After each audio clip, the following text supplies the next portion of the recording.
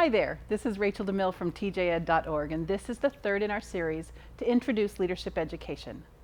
In our first video, we talked about the 3 types of education and how understanding those types of education can help you refine your goals and get clarity on your purpose as a home educator. In our second video, we talked about the 6-point plan for a family reset to get you back on the right track so that your family is loving life and loving learning. In this video, we're going to talk about the phases of learning.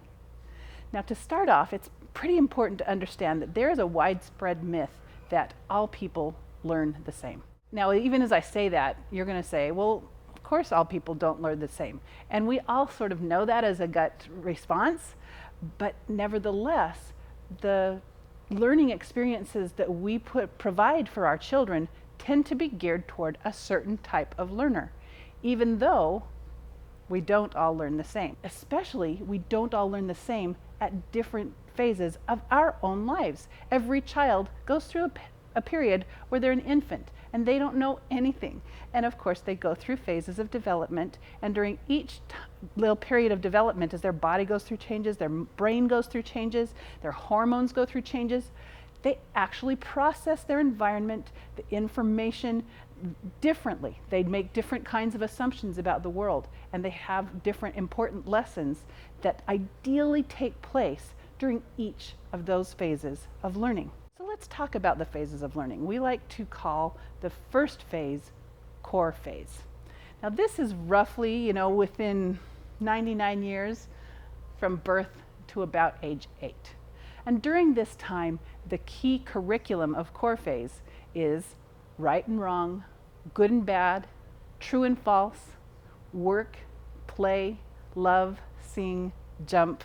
You get the idea. A bunch of delightful 4-letter words that as a family we do things together to help nurture that young soul through this sheltered, protected time as they are developing as a person. During core phase, it's really important that we focus on those core phase lessons and not let secondary priorities take first priority. By this I mean we don't let other goals like a timeline for gaining academic skills take a higher priority than the core phase curriculum of work, play, love, sing, jump. During core phase, the best efforts of parents are in modeling an active academic and spiritual life and healthy relationships that help that child to see what it's like to be a grown-up.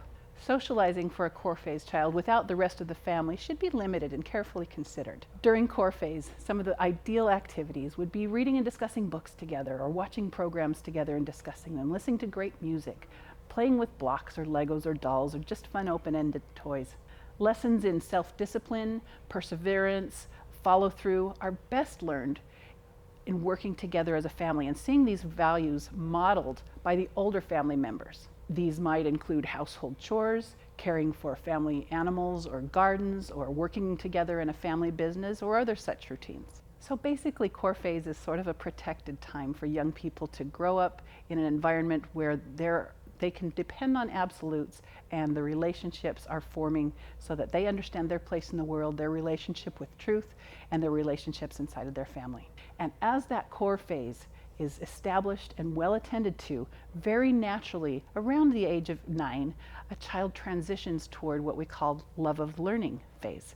It's important to understand that you don't ever leave core phase. You take it with you. I recently heard of a great example. It's almost like those Russian nesting dolls, where you have a very small doll and then take on the outside of it another doll, and then another one, shell upon shell upon shell, like electron orbitals, or I've heard it described as a planet, where you've got that energetic core, and then the magma and the crust and so forth.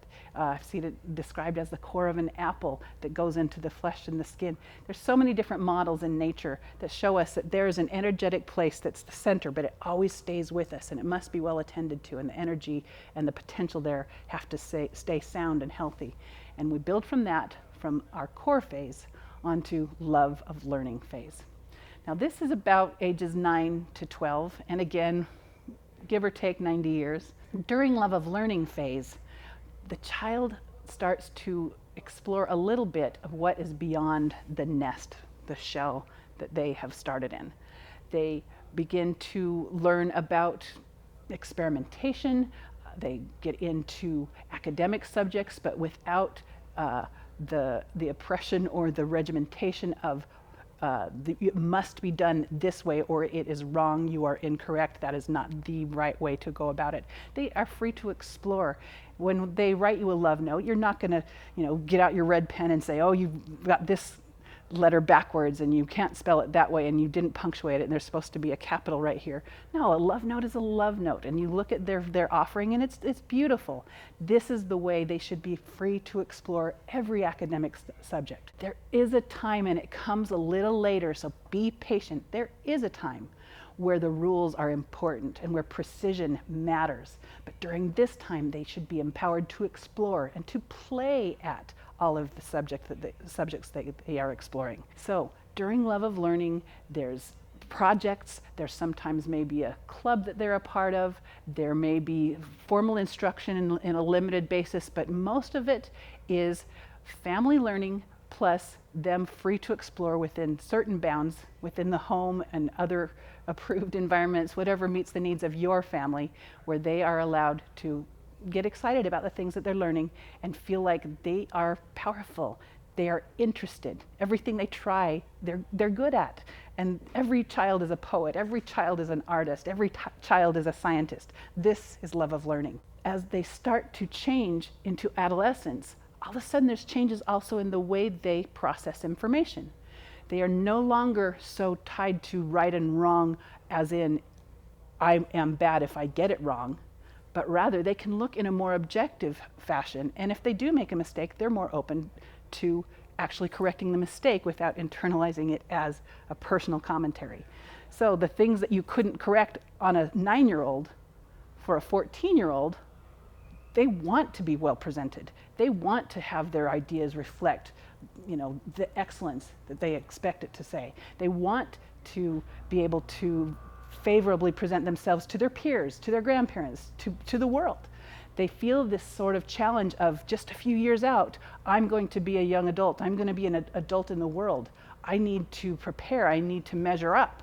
And so at that time, they are more capable of processing the skills in terms of right and wrong and how to. The beauty of it is, if you wait until scholar phase to address the precision, the technical, the appropriate, the expected, that this is the way the world does it, this is the way we present ourselves if we want to be published, if we want to be understood in mathematical terms, if whatever, every subject has its sort of paradigm, its language. If we wait until scholar phase to master that, not only are they fully capable and prepared to do so, but because they have had a healthy love of learning phase, they bring with it that delight in learning, that innovation and creativity, that feeling of being powerful and interested, and everything they try, they can master if they just want to. So they bring that passion forward, that love of learning comes with them into scholar phase, and now they are prepared for rigor.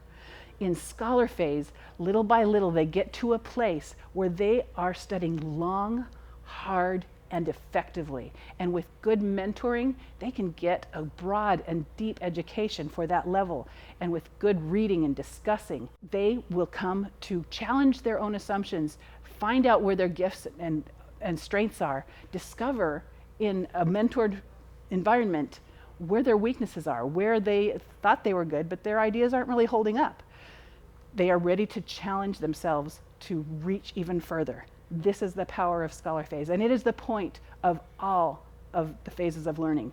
If we look at every child as that potential scholar, if we ask ourselves in every quandary, every decision about how to approach their education from the time they're very small, is this thing that I'm doing right now going to help or hinder the goal of that youth that will be wanting to study long, hard, and effectively?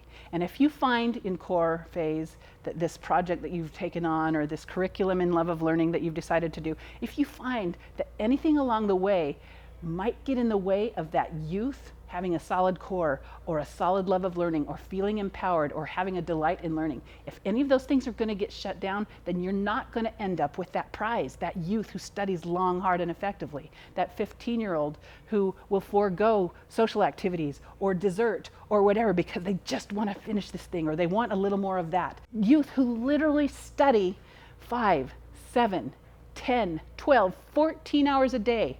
If that sounds bizarre to you, please know I'm not exaggerating. Every single one of my youth, every single one of them have passed through a scholar phase where they were studying up to 14 hours a day on a really good day, and usually 8 or 10. And that's not just an isolated situation. I know hundreds of families who will tell you the same story, probably thousands if you consider my online relationships. That goal of having a youth who wants to really know the world, understand their place in the world, and is willing to do the hard work to study long, hard, and effectively, that's a real thing. The shame is, too often, we take the little child that's so eager to please, and we push them into a rigorous learning experience that they seem to thrive in for a time because they are eager to please, and they do learn well when they're teeny, but it's not sustainable. And before too very long, you realize you have a child who's either burnt out or apathetic, or all they want to do is please, and they're really not taking initiative. And what happens is when you get a child to that place, they are only looking for the external feedback in order to achieve. And you take out the external, you get them into an independent situation, and there is no will to achieve, there's no rigor, there's no long, hard, and effectively. So it's so important, if you really want that youth who's going to study long, hard, and effectively, to take special care with core and let core be what core is for, and take special care of love of learning, and let love of learning be what love of learning is for. And then when you get to scholar phase, be prepared to be amazed at these awesome youth who step up and want to make a difference in the world. We even make a distinction between youth and teenager. A teenager is that typical youth that's feeling disenfranchised, they're frustrated, maybe a little rebellious, maybe a little snarky. They act differently depending on who they're with. They don't really have a rudder, they don't have a compass. They have nothing of real significance that matters to them. They have no sense of who they want to be or why their choices matter for that future. But you get a youth who has a core and a love of learning, and they have a sense of purpose.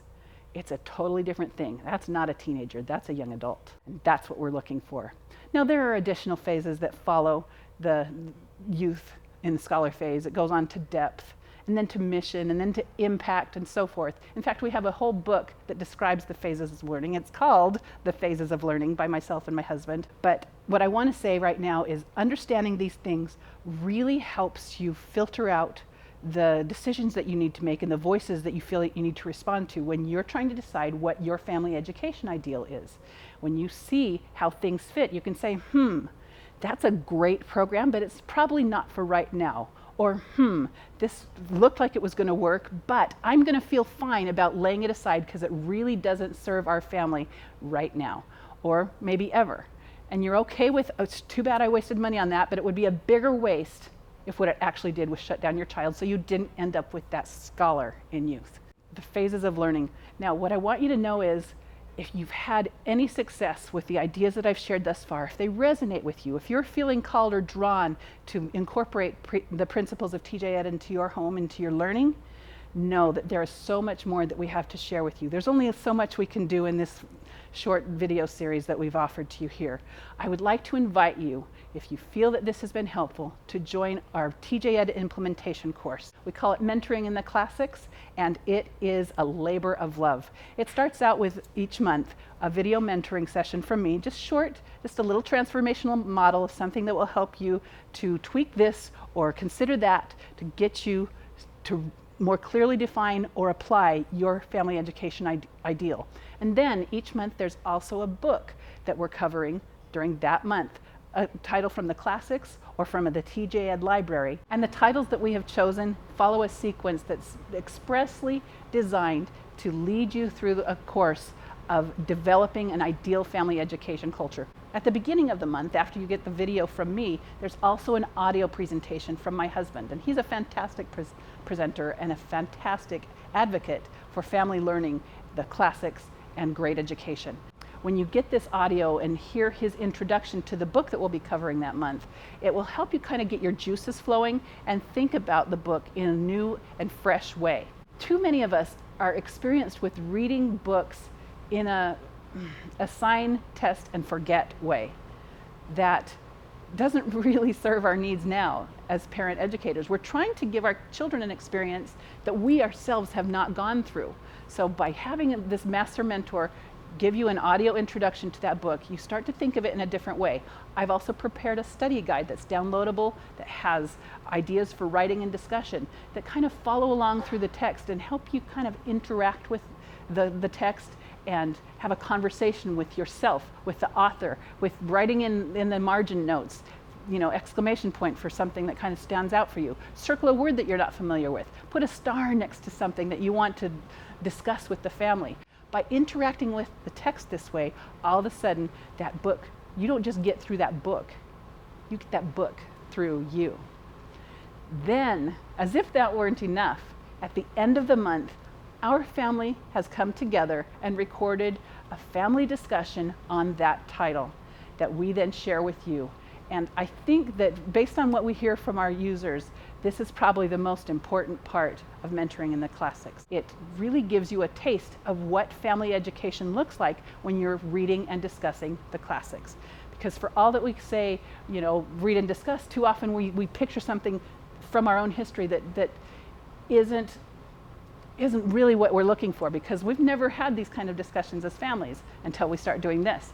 By hearing and experiencing this group discussion as a family, all of a sudden there's a big aha, I get it. And it's easier for you to more naturally have those experiences in your own home.